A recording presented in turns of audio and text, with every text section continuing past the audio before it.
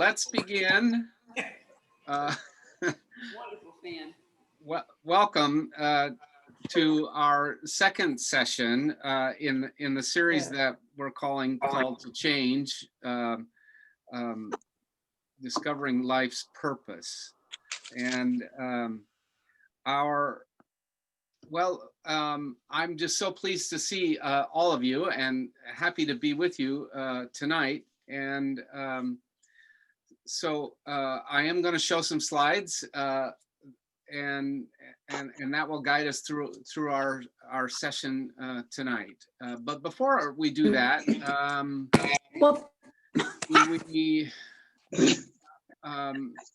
I'm looking around the group, and I know that almost all of you know everyone.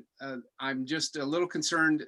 Tracy, do you feel comfortable, or is there anybody in the group here that you want to have them introduce themselves to you? No, I feel like I've gotten to know folks over the past couple months, so yeah. I feel comfortable. Okay. But does anybody have any questions for me? Are you a new member? Well, Judy, I actually went to St. Charles when I was a child.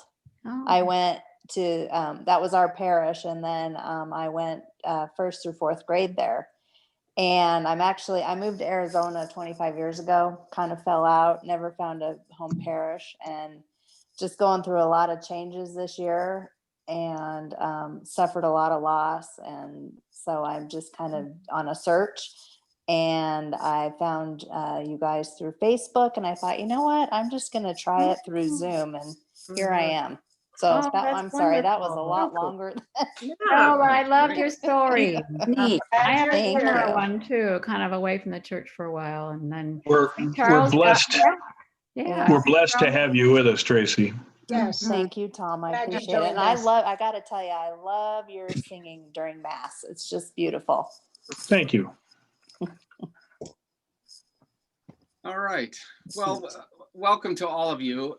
Let's jump in. I'm going to share my screen, and so Kathy Brown, what that's going to mean is you're not going to be able to see everybody. It's going to be like people in a row, like it was before. Just okay.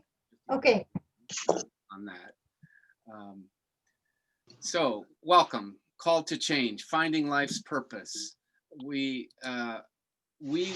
believe that there's no better time than now, amidst all the stuff that's happening in our world, both the big world of our nation and the smaller world of our community, and perhaps the world of your household, your family, to look deeper into ourselves, seeking nurture and spiritual growth.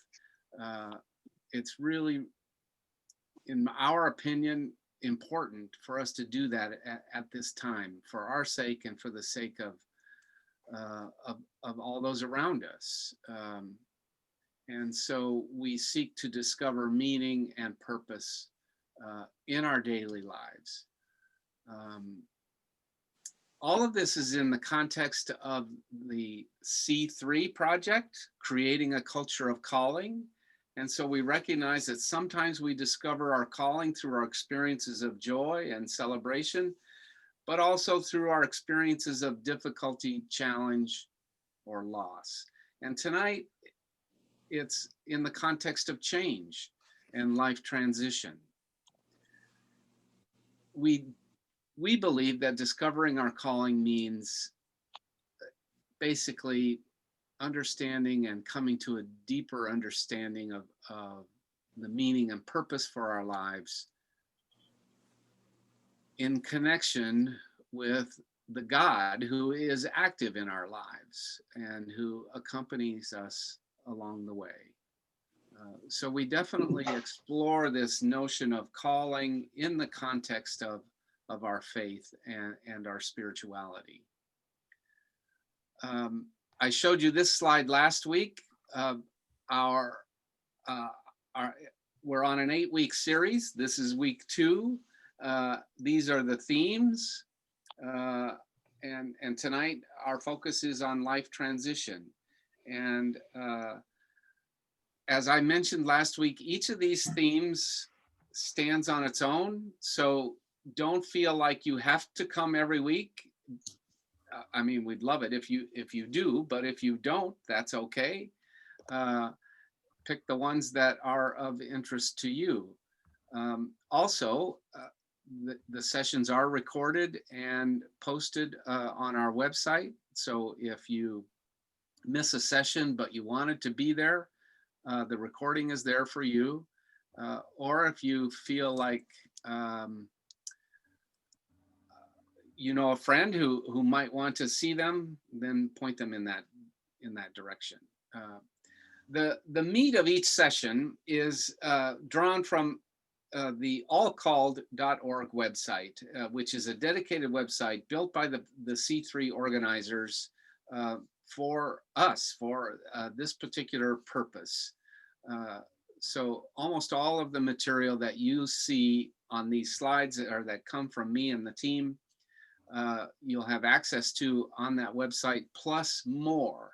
So each topic that we address on a Thursday night scratches the surface of the material, but you can go further, go deeper on the All Called website. And by we, I mean, in addition to myself, Jennifer Winslow, Kathy Brown, Kate McCormick, and Mary Lynn Pierce. The first 3 sessions are being led by me, but then after that, Jennifer and Kathy will team, and Kate and Mary Lynn will team together on sessions. So you're not stuck with me the whole time, which we can all be grateful for. But the team wanted me to bat first the first 2 or 3 times in case our plans fell really flat. Then I guess I could take the heat for that. Or, you know, a team. Yeah. You are the boss. For the team. So that's the introduction to the big project. Tonight, looking at life transition, a recognition that you know as well or better than I that change and transition is a part of life, and that throughout our lives we experience a number of key important life transitions. And some of those life transitions can lead to a real sense of uncertainty, vulnerability, instability, and at the same time, or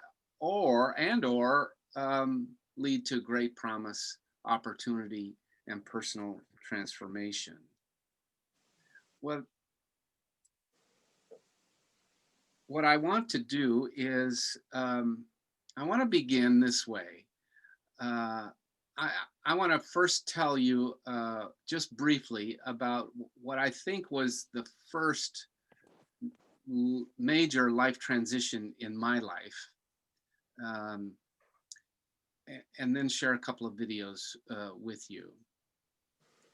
When I was in the summer after my 9th grade year, I was approached by a man named Wally Goodwin, who was the athletic director at a prep school, boarding school in California. And I was a country kid growing up in Sheridan, Wyoming. And I loved to play golf. Golf has always been my passion. And I had grown up playing golf with Wally Goodwin's sons, because the Goodwin family owned a ranch just outside of our town, and they would come spend the summer in our town. I was a pretty good golfer. And so after my 9th grade year, Wally asked if I would be interested in coming to the prep school. The school is named Robert Louis Stevenson School, and it resides in Pebble Beach, California, right along the the 16th and 17th fairways of Spyglass Hill Golf Course. And there was no way I could say no. I mean, it's like this was a dream come true for me. My mother didn't exactly see it that way, but so I got to go away to school as a 15-year-old, and I was thrown into a scene that was unlike anything I'd ever known. I was around a lot of really rich kids, and yet at the same time, I was around a lot of people and a lot of kids who were very smart, very bright, and very motivated. And I got a wonderful high school education. And at the same time, I got a jump start on the classic launch that happens with most kids when they go off to college. And I experienced a lot of joy, a lot of loneliness, a little bit of experimentation. And I'm not going to go into the details on that. But one of the things that I discovered is by the time I graduated from high school and actually went off to college, I remember my first year at Gonzaga feeling like all of my classmates around me are kind of freaking out or showing a lot of anxiety because they had never been away from home. And I had a leg up on them. And it really helped me a lot. Just one last thing that I'll say about this story is I remember when I was offered to go away to California for my 10th grade year, and Wally Goodwin said to me, "Look, I know you're gonna feel homesick, like you want to go home." And he said, "Do everything you can to give it a year. And if you want to quit after that, no problem."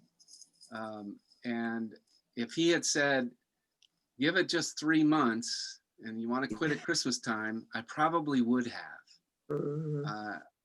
And yet that encouragement made all the difference. So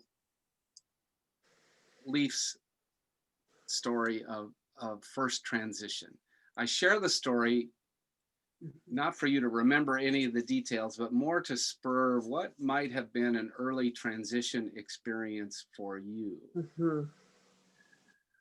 Okay, so what I want to do now is in succession, I want to show 3 2-minute videos that are reflective of life transition for 3 different people. The first one is a man talking about his retirement. The second one is about a woman talking about becoming a parent.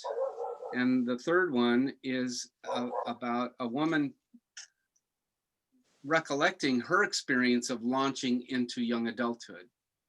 And I just want you to take in the videos, the stories, and the question afterward is going to be essentially which of these 3 videos do you resonate with tonight, and whether it touches a past experience or a current experience, which one do you resonate with tonight?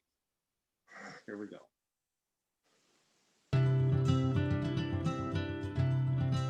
Well, in retirement, I look around and I realize that I'm in a very blessed scenario. Some people are in retirement because they got fired.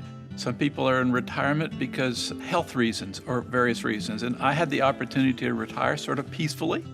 And yet I had an anticipation there would be something really dramatic the Lord would have me be involved in. And the Lord didn't reveal that to me exactly. And so it's been an adventure. It's been a couple of years, and it's been wonderful. The beginning of retirement was, I don't have any idea what I'm going to do. I realized there'd be some fun things to do, like golf, and to not have a lot of pressure of stuff. But I really wanted the Lord to reveal something to me that was sort of like on the mature side of my career that I could do that would be meaningful to the kingdom. And slowly but surely, it's been revolved to be involved with a lot of things at church. I'm involved in a women's pregnancy care center. I'm able to mentor some people. I'm able to have breakfast meetings. I'm available to help set up tables for the men's meeting that was the other day. I'm available to meet with a guy who's having some trouble. We can go to Panera and have coffee. I'm available to do stuff with grandchildren. I'm available to be available, and it's a blessing every day. Just having watched God fill in the blanks for me during retirement, I think has shown He is walking with me through this process. I feel much more enriched right now. I'm in a time frame of opportunity that is unique, and it's been a blessing so far.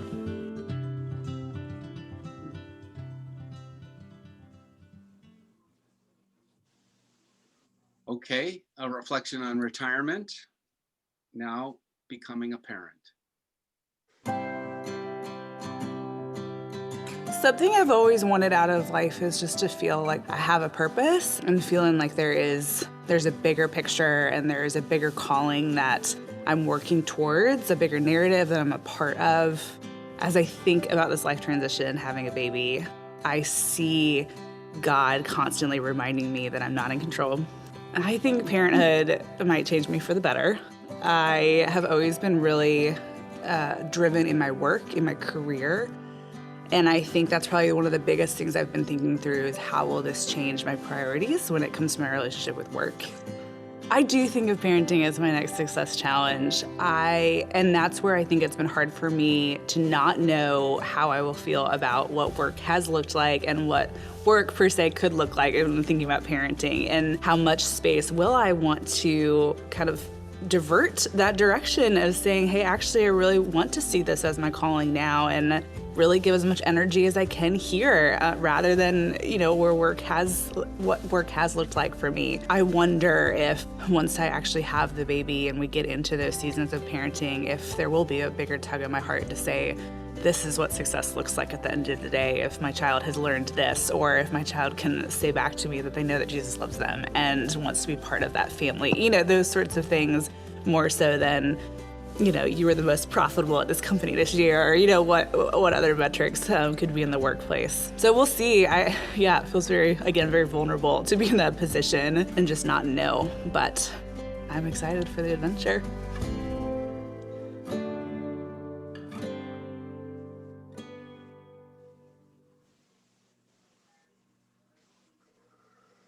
So pay attention to this third video because in addition to talking about how she launched into young adulthood, she really reflects on the relationship, the struggling relationship that she had with her father.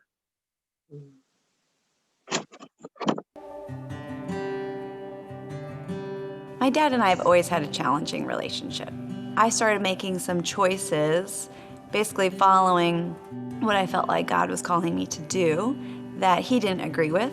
He was disappointed in me and didn't really know how to go about having that relationship. He didn't know how to have an adult relationship with his children and respecting decisions that I was making, or even inquiring to find out, why are you making those decisions? Or tell me about that. What motivates you? It wasn't really a conversation. It was more just straight judgment, and then distance and coldness. And it's been very painful.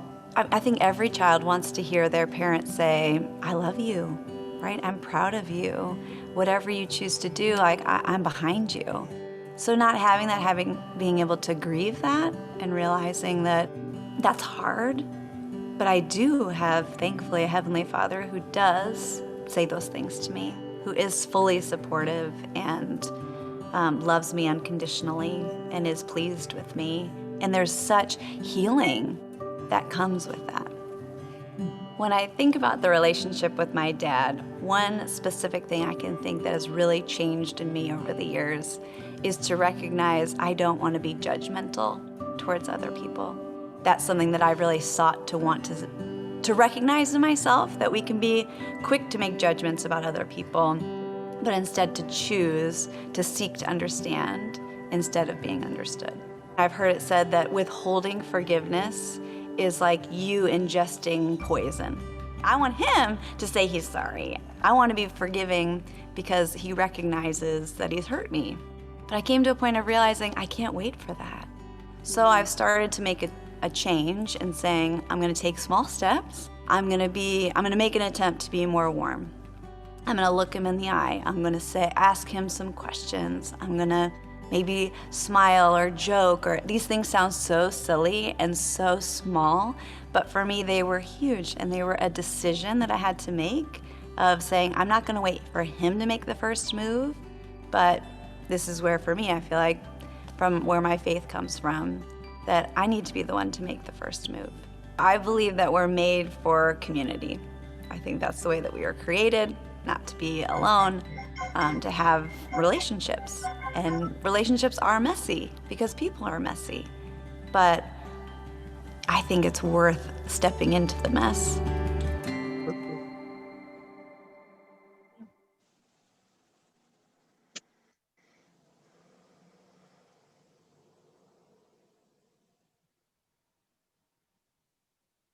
So I'd love to hear from you. Let's stay in the whole group here for the time being. What did you hear that you resonate with? And maybe it came from someone who's at a different stage of life than you, or talking about a different transition than yours, but maybe there was a phrase that that struck you, or which story resonates with you tonight?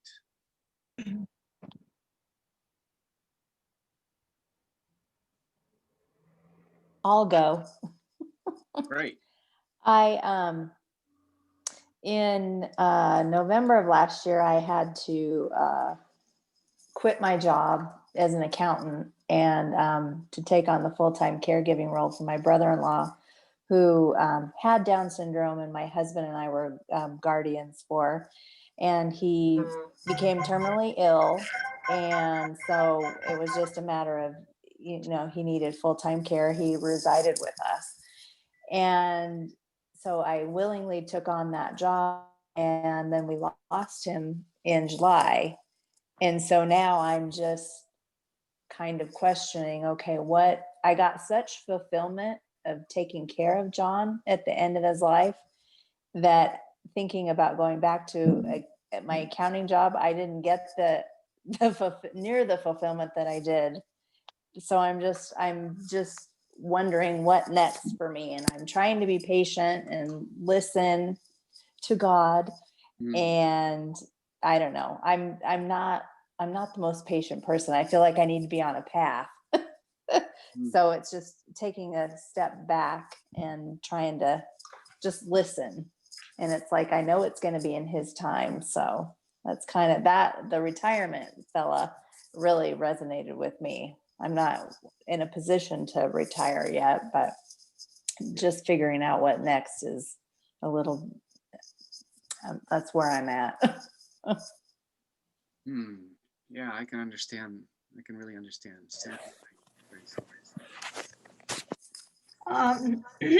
I was laid off from a job of 23 years when I was 62.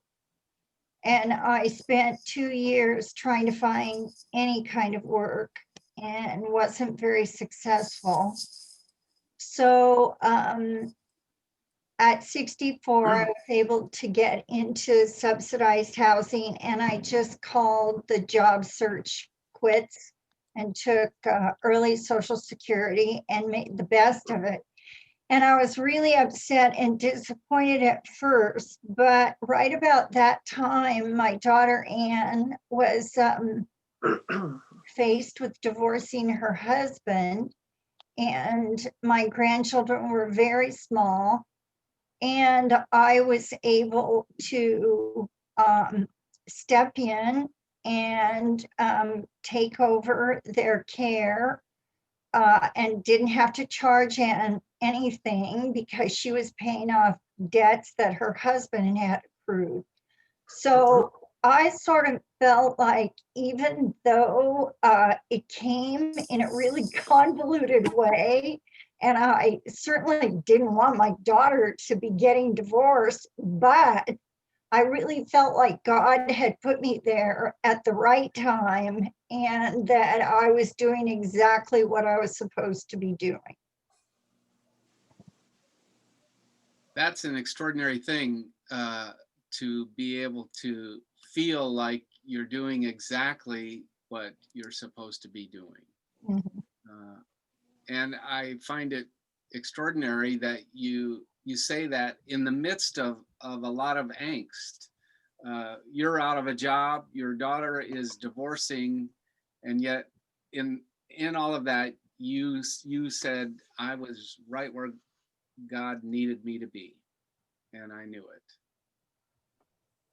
That just seems like grace to me. I can kind of relate to that. I had made the decision to retire from a job of 36 years. And I retired 1 week, and the very next week, Walt was diagnosed with stage 4 lung cancer. So I had that 6 months to be with him. Mhm. And I think God planned that. Mhm.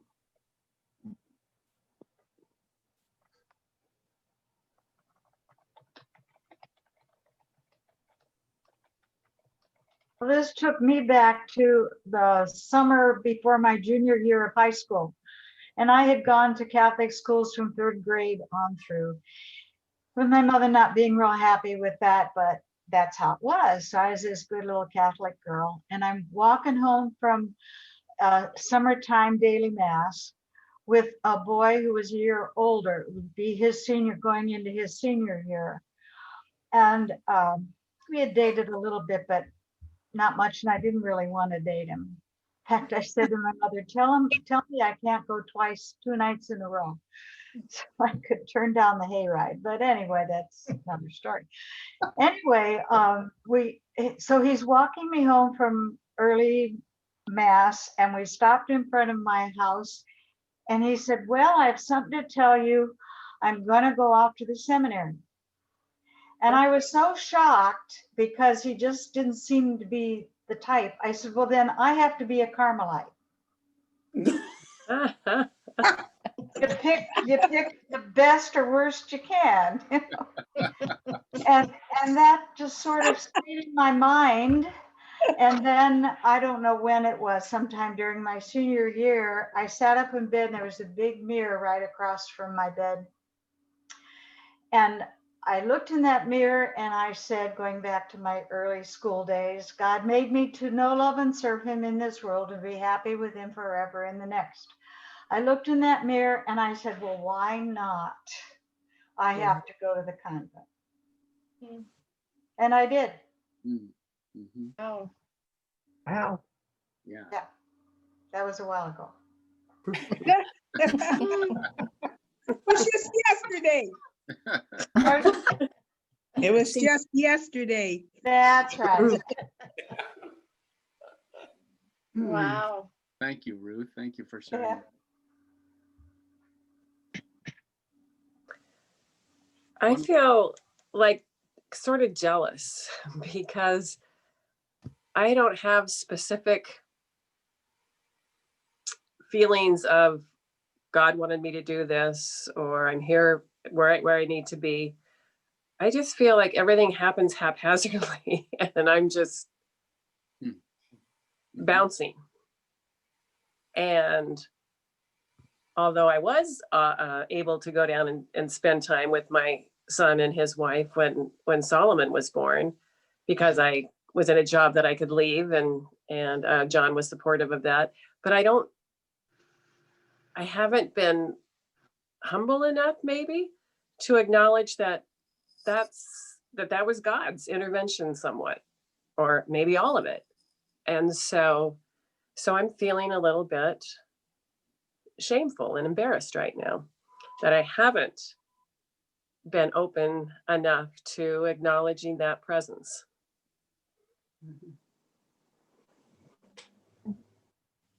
I'm with you on that, Kate. Me I three. never know where I sit with God. I always knew I would end up a widow, I guess, but when that happened, I feel like I'm just floating around untethered and unhappy and lost my purpose in life. And I don't truly believe that, but I guess I was kind of amazed that going through Robert's death has just turned me into a untethered,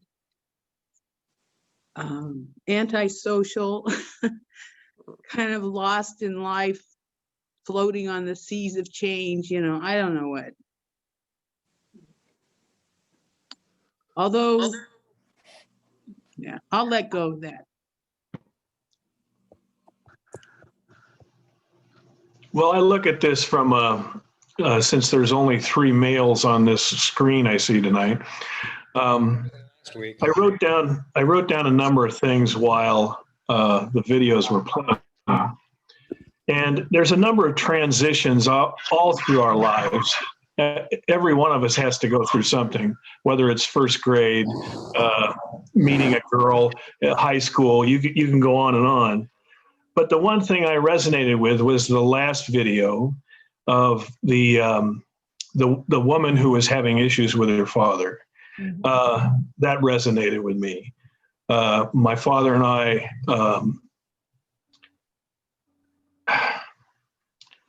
we had a harsh time at times, and it wasn't that I didn't love the man.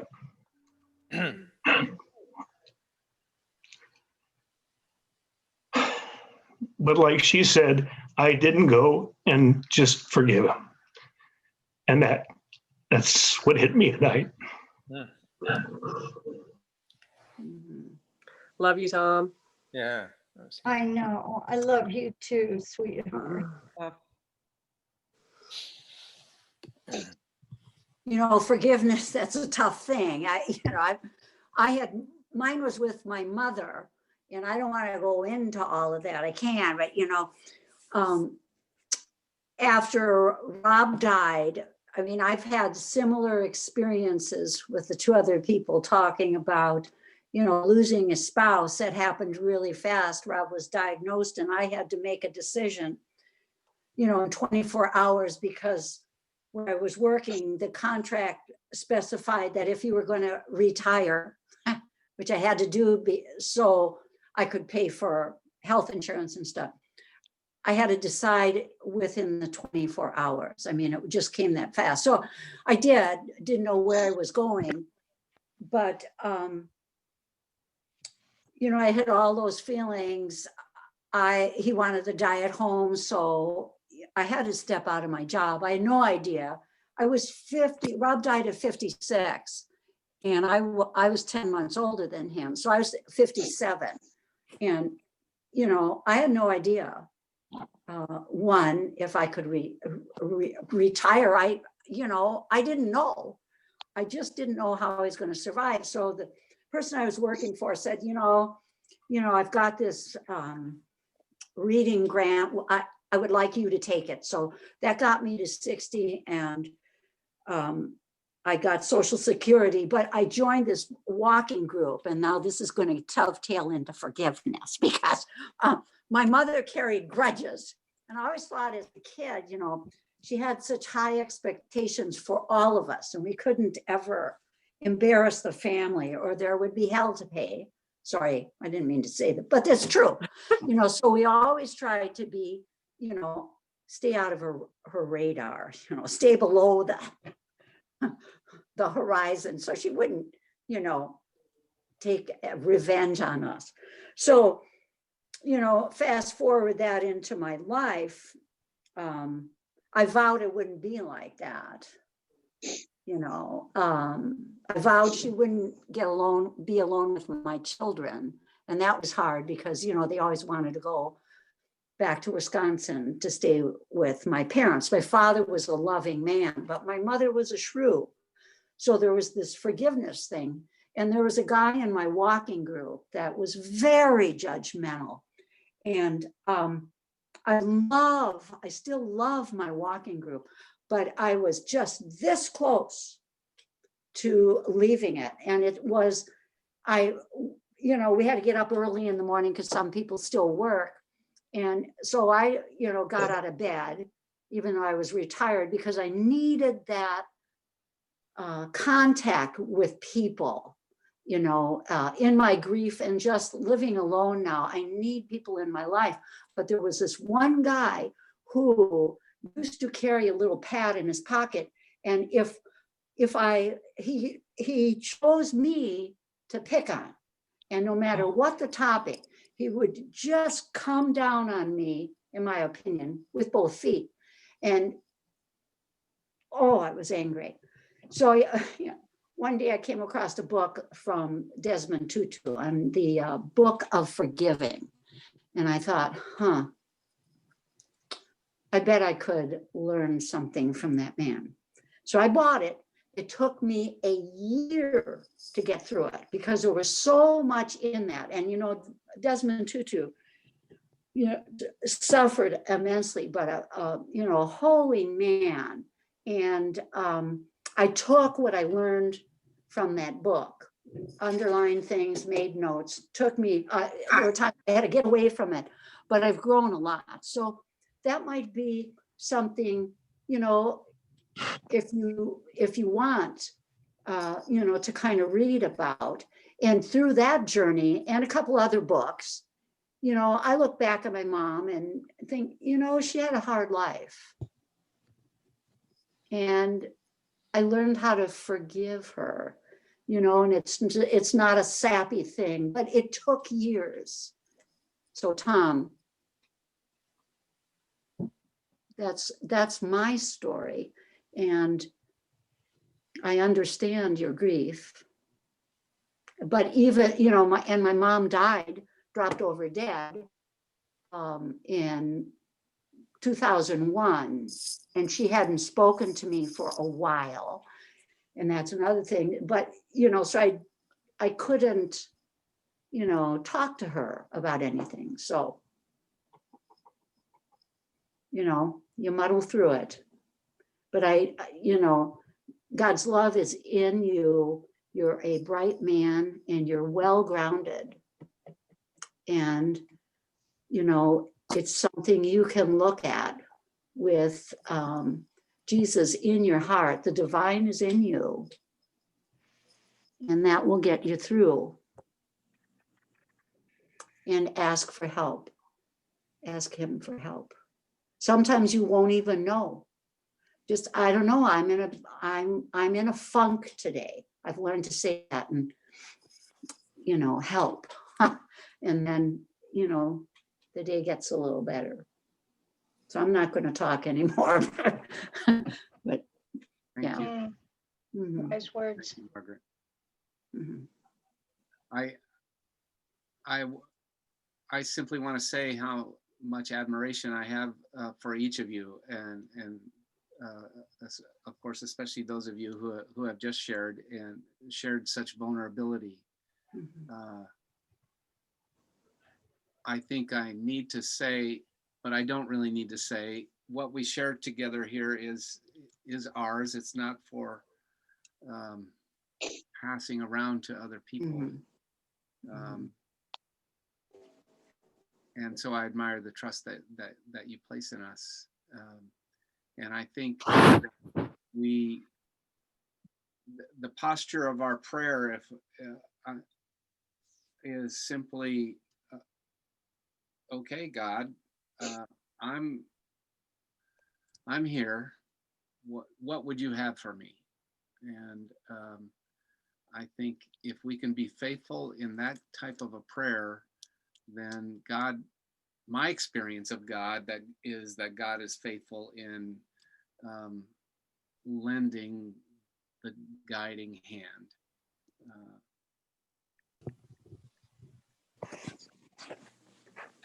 I don't I don't profess to be the expert. It's just my experience.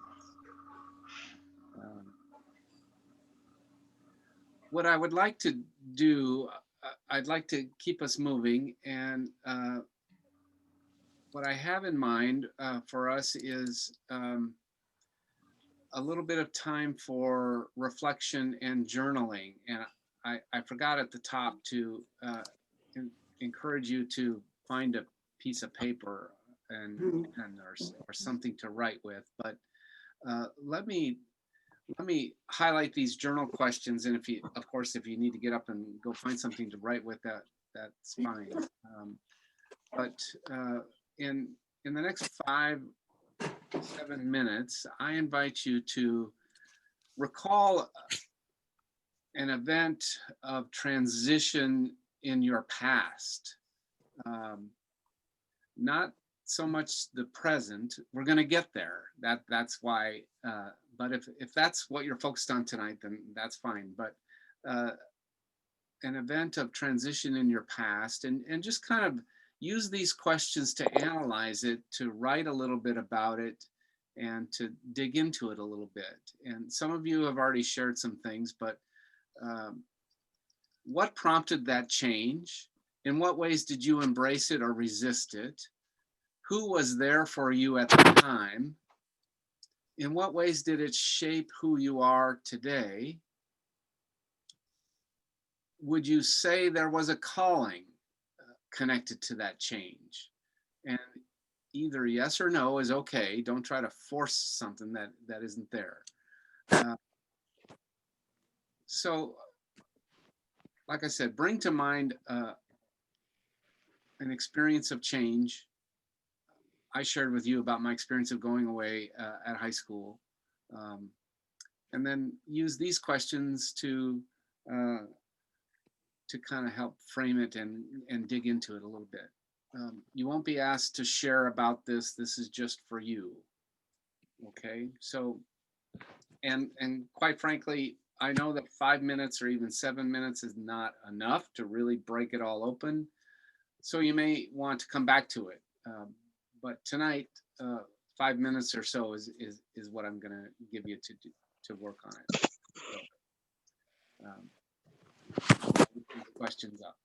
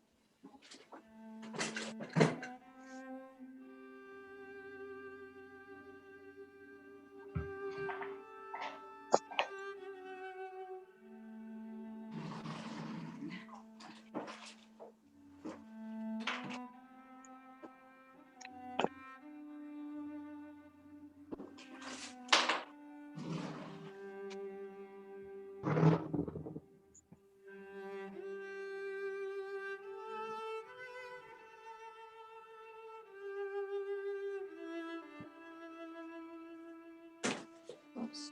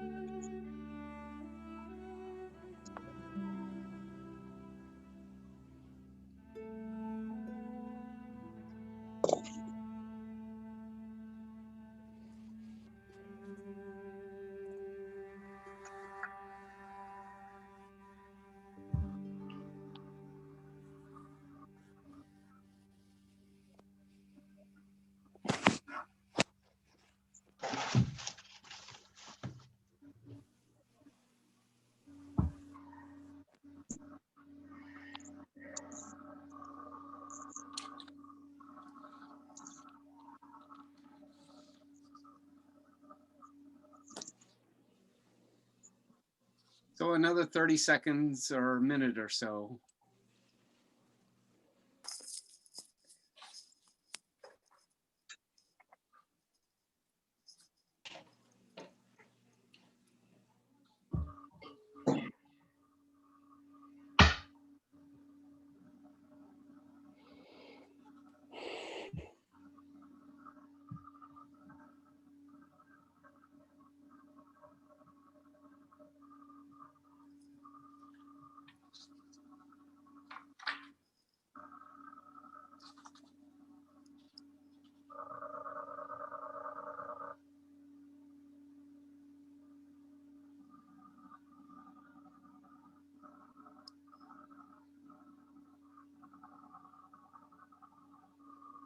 So we've had a chance to reflect on our past, and we want to kind of bring things into the present.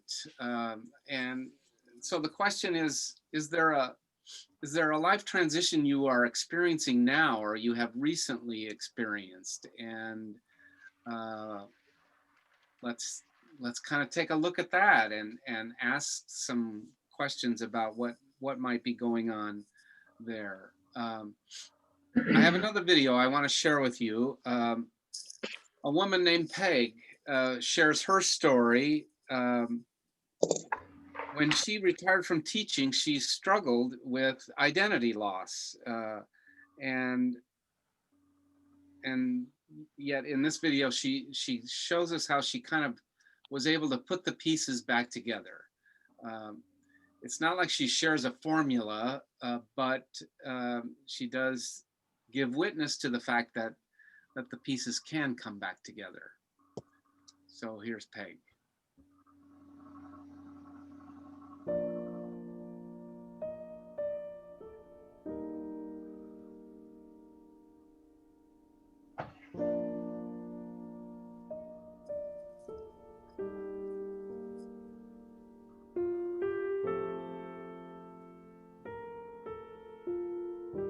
When I retired, I found a real loss there. I didn't know how to put my life together. I went from this really clearly defined role in my life, a teacher, very defined, as I had defined it and the world defined it. And I think we're a society of doers, and we define who we are by what we do.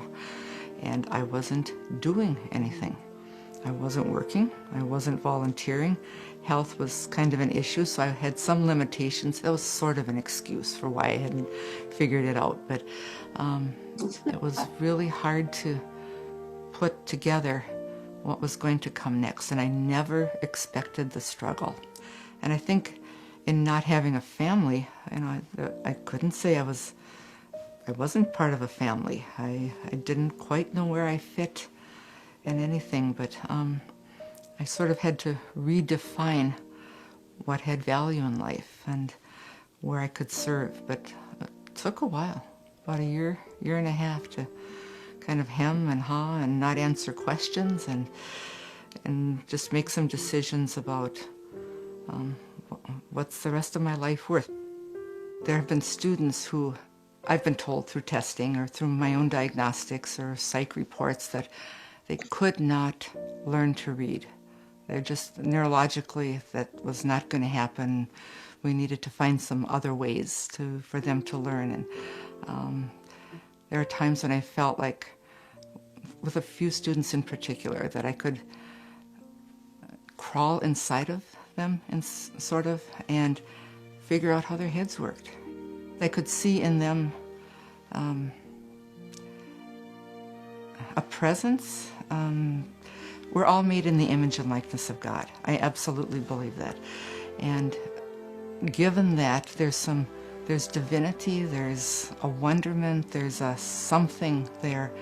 And if I do the right thing at the right time and can connect with that, or believe I can connect with that, and it's a flash. It's not a, I mean, there were moments when I knew I was on the right path, but I saw something special in them, and I absolutely believe that. I think faith it's not something that's easy to talk about, but it's something I can sense sometimes by looking, in people's eyes, in the movement. But I believe that God is there. I look at my life as a rope tow. I learned how to ski in the days before the big hills were just coming in. But being as weak a skier and as bad a skier as I was, and as early in the era of skiing, there were farmers who had hills on their land, and they would put rope tows up. And when the ski hills first opened, rope tows were what was on the bunny hill for beginners. And as you go up a rope tow, one hand's in front and the other's in the back, and you hang on. And as you go up that rope tow, paths are made for each of the skis. And if you're there early in the morning and you're a reasonably good skier, the paths are straight, so you go straight up the hill. If you get there later in the day, or you're not such a good skier, you might end up riding in paths where one ski is higher than the other. Sometimes they go together, sometimes they bow apart, but you eventually get to the top, hopefully, unless you fall off and then you start all over again. But my life is sort of like that. I feel like I'm hanging on to something. I don't know that I've ever asked God what to do with my life, but I have made decisions, and I have found, looking back in my life, that the decisions I thought I was making and then going to carry through on often ended up being something else. I don't ask God what's next anymore. I have this sort of communication or an openness, but often I find out after the fact that something has happened that was the right thing, or it worked out and that led to something else in my life. As I move ahead, I want to be open to what comes. That has to do with relationships and listening. I want to be able to love and to be loved, and not curtail it because I have to go someplace or do something. And I want to be able to find skills and talents that I'm not even sure are there, and explore those. Sometimes people retire and they live in fear of what's next, and I don't have that sense. There's a world out there that I'm freer to be open to it, and I don't have to worry about financial obligations. I'm okay. I can just be, I don't have to worry about, time is the great equalizer, and I want to be sure I discern and use it well. It's not defined, but that's okay, because I'm still hanging on to that rope and I'm open.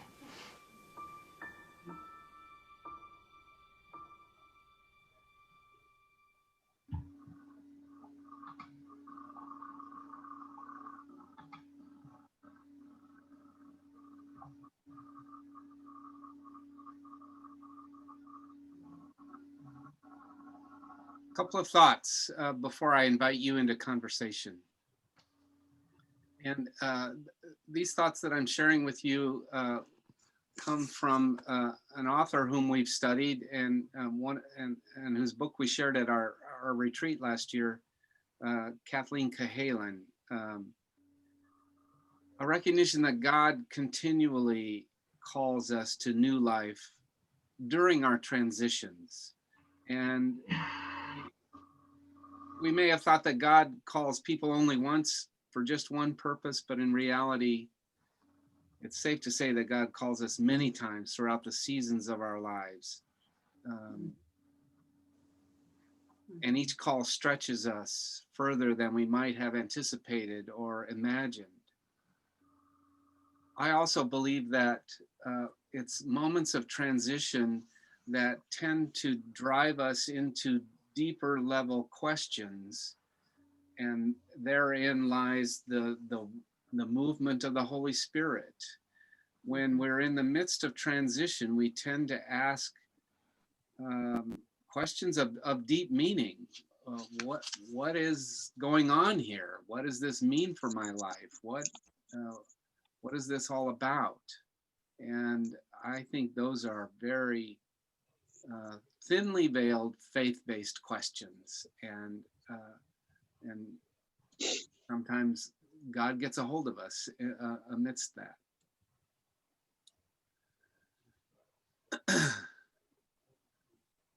There's also power in story, and we've experienced that tonight, just in the vulnerability and the emotion already shared as the stories that came. But there's a recognition that the first language of vocation, of calling, is story. It's inherently narrative. And once you hear other people's stories, you know them in a more full and integral way. And of course you honor and support them and you admire them. But hearing their stories also puts each of us in closer proximity to our own story, and the maybe the desire or the ability to articulate our own story in a more coherent way for us. And you know what? The only person to whom the story really needs to make sense is you, your story. And if it doesn't make sense right now, that too is okay, because there's time. It doesn't have to happen tonight, right now. I really like Cahalan's notion of, she describes actually in quite a bit of detail 4 key components for discovering our callings over a lifetime. She wrote a book called Calling All Years Good, and recognizing that all the years of our lives there's calling. And she talks about this notion of call, or the purpose or the meaning in our lives, first anchored in relationship. As persons, we are essentially relational. She says the dance between the one who calls and the one called is inherently a relational experience. And of course that makes perfect sense. But there's a recognition that dance between the one who calls and the one called is often mediated, guided, counseled, supported by the community. So the call is through the body of the people around us, those who love us, those who hold us in their hearts, those to whom we have been committed in some way or another. So while calling is very, very personal, it is not solo. It has ramifications in the community. Over time, across our lifespan, and in particular the moments of change and transition in our lives reveal God's beckoning, God's calling. And for the community, for others, there's clearly, I go back to what we heard last week in the video that we heard, putting our passion in conversation with the needs around us. That's kind of the definition of call or vocation. So there's always that sense of for the sake of someone. Calling isn't just realizing who I am, it's coming to a realization of who I am for. And then I personally believe that as I clearly get into the later quarters of my life,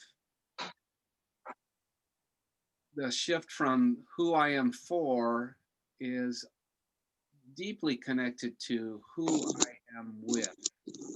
And I'm realizing that I don't have the capacity to do for many, many people around me.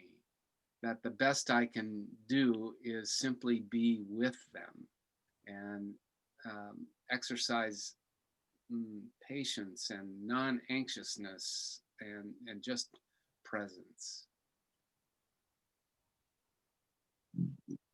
Okay, so that's my little mini homily for tonight. Thanks. So what I would like to invite you to do in small groups is I invite you into discussion about anything that we've talked about tonight. But what I had in mind was more present than past in terms of an experience of transition, and questions along these lines. What emotions does this transition bring up in you? Is it something that you're excited about, or is it something that you're fearful about, or what? And does it mean that something's coming to an end? And how do you feel about that? How do you feel about letting go? I particularly like this third question. Where on the bridge, if this is a bridge towards something new in your life, where are you on that bridge? Just stepping on, in the middle, just about through? And the fourth question is, how have you found new meaning and purpose in this transition? You're not tied to these questions. And in fact, when I send you into small groups, you won't be able to see these questions. So if you want to take a moment to jot some notes on them, that's great. But what I would simply ask you to do, and I'm going to put us into 4 groups, which means most groups will have just 3 people, is give each person like 2 minutes to share whatever it is that they want to share. And it's perfectly okay to say, you know what, I don't have anything to share right now. My heart and my head are cooking on this, and I'm content, and that's perfectly okay as well. And so I'll call you back in about 10 minutes, and then we'll do our closing time. Okay.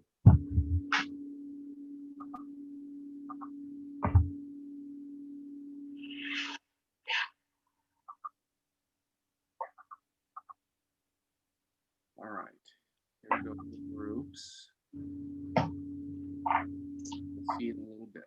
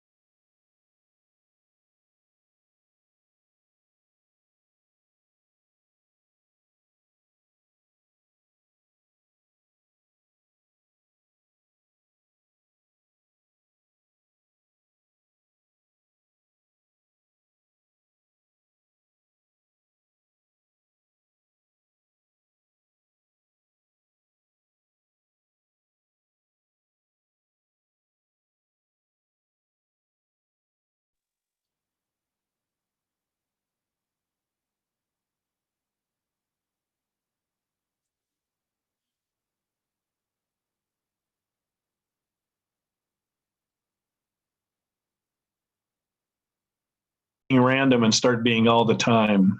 That's right. That's No right. kidding. Yeah.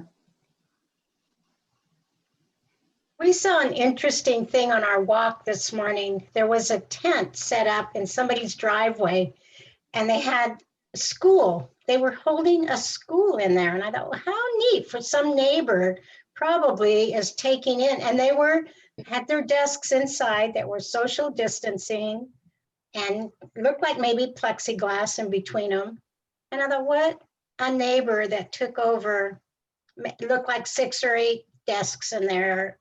Those Oh, neighbors, fantastic. that So they were. raising your hands, how many of you would like to be homeschooling your kids right now? No, thanks. No, You have to work. no, I did it with my grandchildren for a few months and it wasn't easy. No, it's I'm happy to be retired and I support my children and call them all the time saying, how's it going? How is, but as far as me going, I think I would have been dead by now. For them. No, the kids would have killed me. Yeah, plus they're in middle school. I don't know how to do their math. Their math is so different. They don't do division like we did. Yeah. They do it in a box, which is weird. In a box, was oh. 5th grade last year, and I was trying to help him do his math. I couldn't do it because I couldn't figure out what they were asking. Yes, but they get the same answer that we're doing. Convoluted. Was weird. Solve for X. And when I first heard that statement, I said, I guess I'm done with math. Yeah. It's just a placeholder. I want to bring us back so that we can close out, and then if you want to visit, that's great. It's Okay. Just to finish off our evening, I'd like to recognize that as I alluded to at the top, there's a lot more material on the All Called website in the life transition window, and I encourage you to go there. This is the URL for that. So if you want to follow up more, there's material for that. The scripture passage that I wanted to share with you tonight is simply this. From Jeremiah. For surely I know the plans I have for you, says the Lord, plans for your welfare and not for harm, to give you a future with hope. Then when you call upon me and come and pray to me, I will hear you. When you search for me, you will find me.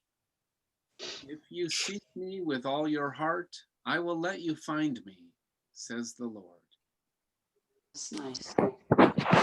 Yeah. And Amen. Before our closing prayer, the website had just a lovely music video that I really want to share with you. So in a spirit of kind of reflection and meditation, this 3-minute music video, and then we'll have a closing prayer.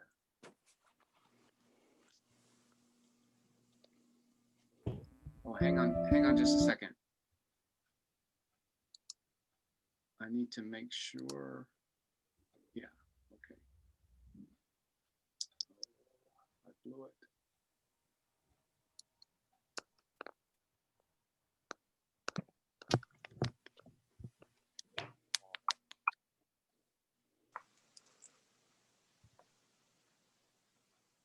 Coming, don't worry.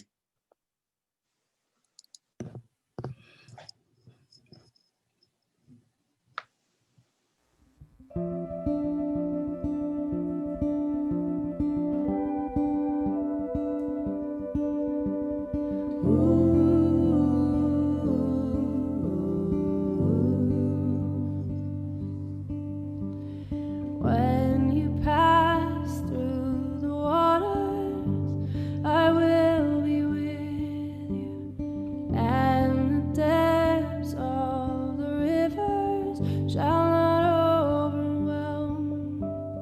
When you walk through the fire, you will not be burned. I am the Lord. I am the Lord. And there is nothing to fear, nothing to fear, there is nothing to fear, nothing to fear, for I am with you always.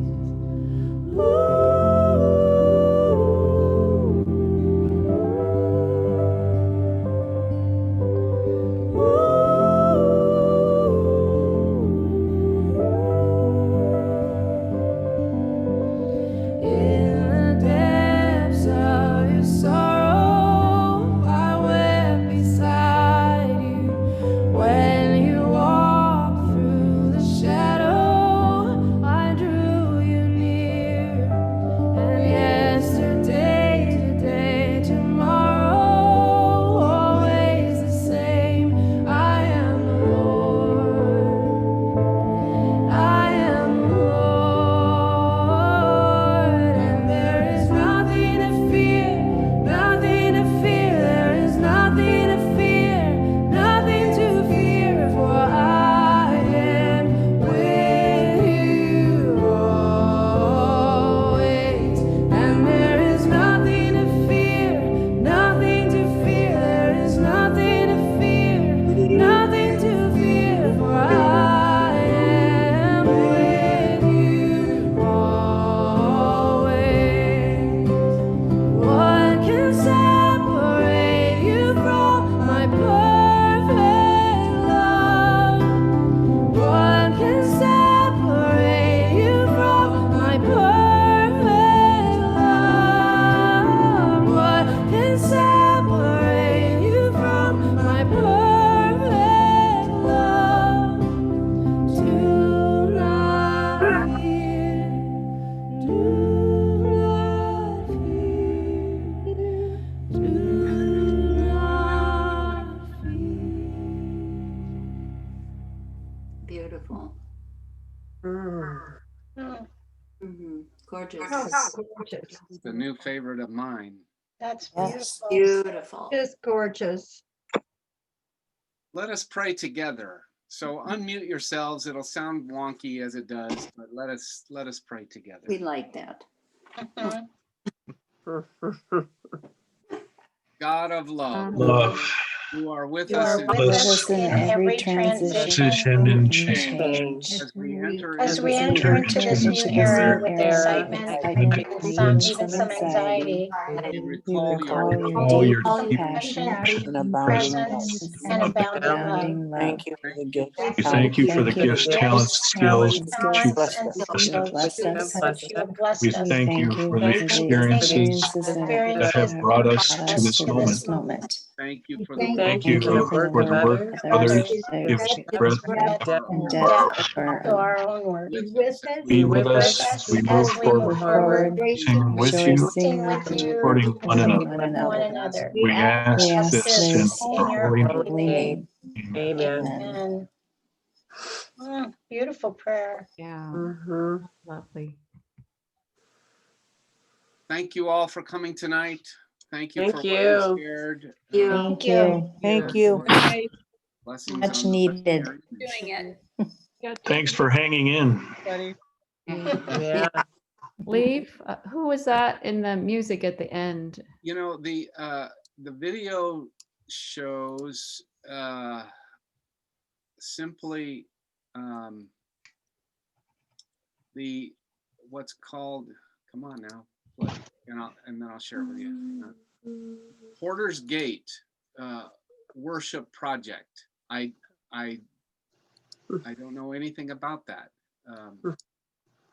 Is that on the All Called website, Leave? Yes, that's where I found the video, on the Okay. All Called website. That's beautiful. I loved it. It was so beautiful. That was very beautiful. I'd love to hear that again. Yeah. When I went to download the video, I found that they have a number of lovely pieces that they've done. So it's, Probably not involved with OCP at all, I'll bet. no, I don't believe it's Catholic. My gut says Episcopal. That doesn't matter. No. Gorgeous. Yeah. Wow. A new Wow. song. Yeah. Make a note of it. Yeah. Yeah. Yes, right. One body. That's right. Right. One love. So let's every one of us pray for Paul to get his chin out of the milk glass. That for later, you know.